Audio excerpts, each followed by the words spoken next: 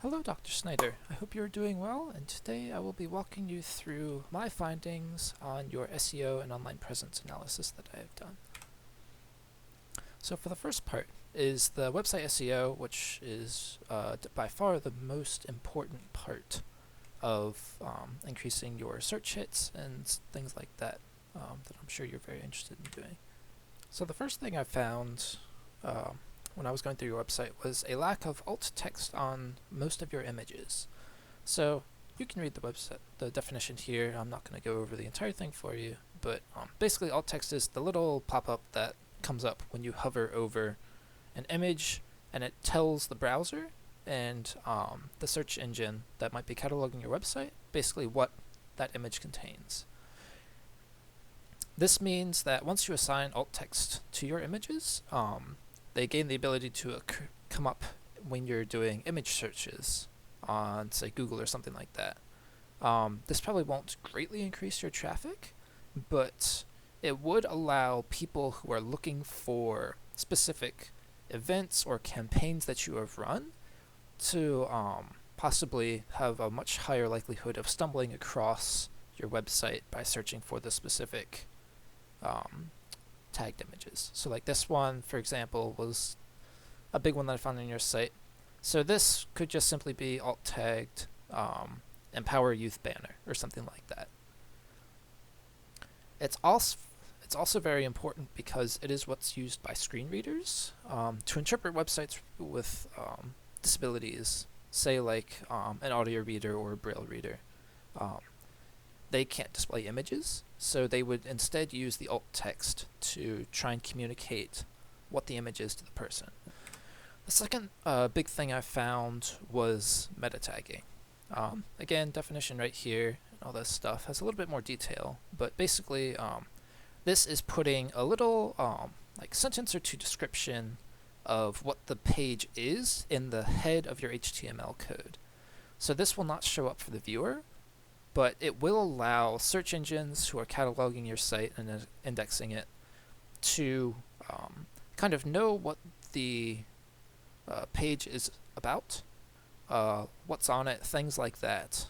And it will also display the meta tag as like a little blurb when people search for things related to that. So that is by far, I think, the most important thing for you to take care of if you would like to improve your SEO results. There is an excellent article down here at the bottom that I would highly encourage you to read. As it says here, talks about meta tags in section 2, but the entire article is an excellent read if you're at all interested about using HTML stuff to improve your SEO. The next thing on the list is just general website recommendations. These are not huge things, but they're just a couple things I ran across when I was looking around that I think might be good to change, or that I thought could be improved in some way. So the first thing I found was your website animations as I was scrolling through. I really like them. They're great. They look fantastic, and they really bring kind of a good feeling to the site, like a nice smooth, nice smooth quality. But as I was scrolling down to look through things closer to the bottom of the page, I felt like they were just a little bit slow, like they couldn't quite keep up with the scrolling speed of me looking for something specific. So my recommendation for that is, if you have any sort of control over it, to just ever so slightly increase the speed of the animations if you have control over that. That's a very kind of like a feel it out thing, but I would encourage you to, if you have some time and the ability, just sit down and play with it some and see if it feels any better to you if you increase it a little bit and then just scroll around some. Like start at the top of a page and try to get something at the bottom or something like that. The second thing I found is your about page location. Since the about page from like event coordinators and lecture coordinators and stuff that I've talked to, the about page is a huge like instant go-to for a lot of potential clients. So I really like your about page. It's got a lot of good information, but the only issue is that you either have to click into a menu on the top, or you have to scroll down below what's called the fold, or basically what you can see on your screen without doing anything. So my recommendation for that would be to adapt one of the graphics that we have made for you into just like a basic about, like your picture and then like about me or something as a button, a click-through button, and to insert that into your carousel. This would allow people, as they're kind of looking around after they first land on your page, it would put the about link directly in front of them and allow them to get to that page immediately without having to do anything else, just one click. The third thing I found was your header logo graphic. This is another just kind of very small thing that I noticed as I was scrolling around. As you can see on the bottom image here, it's a little bit small and grainy, and I will attach a zip file with all of the original source images so you can look at this in more detail. But on my standard 1080p like 23-inch monitors, the bottom text was a little bit pixely, and that can be viewed as a sign of like unprofessionalness or just like not knowing proper assets to use and stuff like that to somebody who was super nitpicky. So my proposition is this thing at the top is just basically increasing the scaling of that image, and also maybe just a little bit of these to kind of match it up some. But that would also, it helps balance out this black space here, which on this one I feel like there's a little bit too much space at the top, and it just felt kind of weird as I was going through things. So this is just a basic mock-up. I'm sure it would look better once you do it with proper scaling. And I would also advise, if it still looks a bit grainy, to just go and export a higher resolution image of the logo to put on your site. Not too high, because then it will slow down the loading time, but maybe like a full HD full frame image of that, and then just shrink it down and put it into the site instead of this kind of low resolution one, because that, especially if you're viewing it on a bigger screen, would definitely help kind of increase the legibility of that little section of text. And the last thing I found on your website was the pop-up message.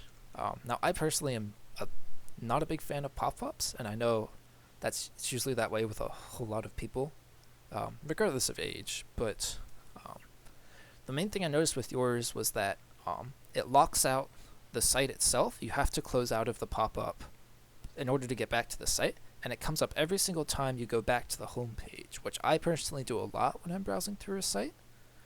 So my proposition for this is to switch to more of this kind of lower pop-up bar. I said it in here, but you'll see it a lot when visiting sites that say like, oh, we have cookies or whatever.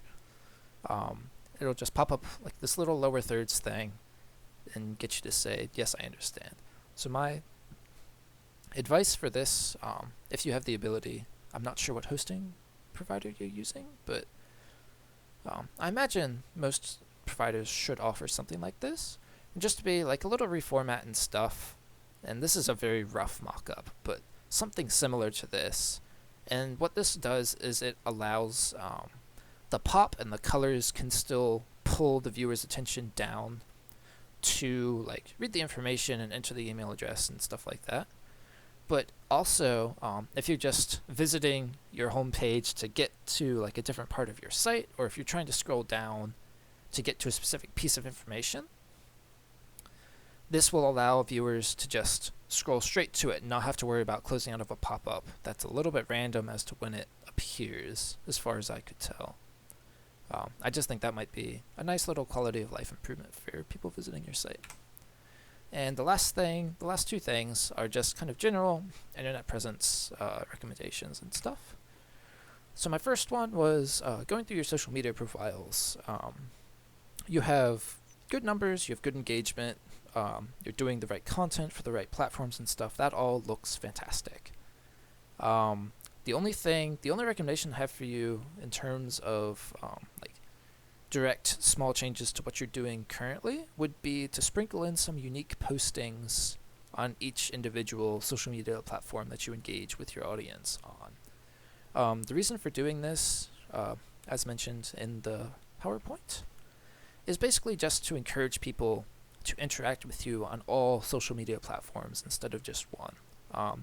I feel like if I was somebody who was interested in your stuff and wanted to follow you, after looking through all of your social media sites, I would probably just pick one site to follow you on, maybe two, just purely because of how similar the content on each site is.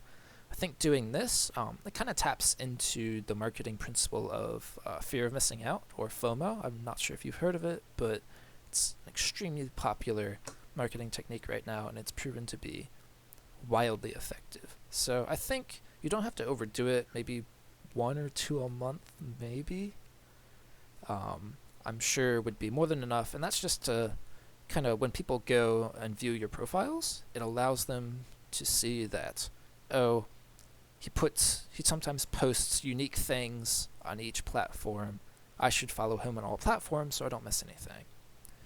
And the last one is kind of more of a thing I've heard from some of my mentors, is basically you're a small company, you run your own business, stuff like that, and that gives you, when it comes to kind of expanding your marketing reach, that gives you a huge edge over a bigger company with like a board of directors and a whole like chain of commands that you'd have to go up and down in order to get approval for any sort of new marketing strategy.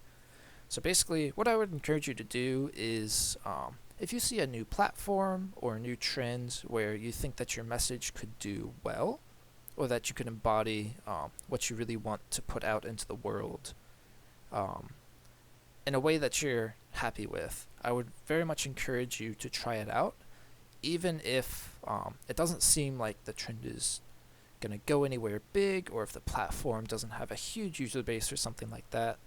The reasoning for this is, or the reasoning that's always been postulated to me, is basically, as a smaller business, it doesn't take a lot of effort for you to try out marketing on new platforms or using new trends and stuff like that. So you don't have a lot to lose by doing it, but the potential gain of getting in on a new trend before it blows up, or a new platform before it gets big, is huge. Being already established on something like the next Twitter or the next Instagram would be an excellent boost to your brand, should you get lucky enough to hit something like that.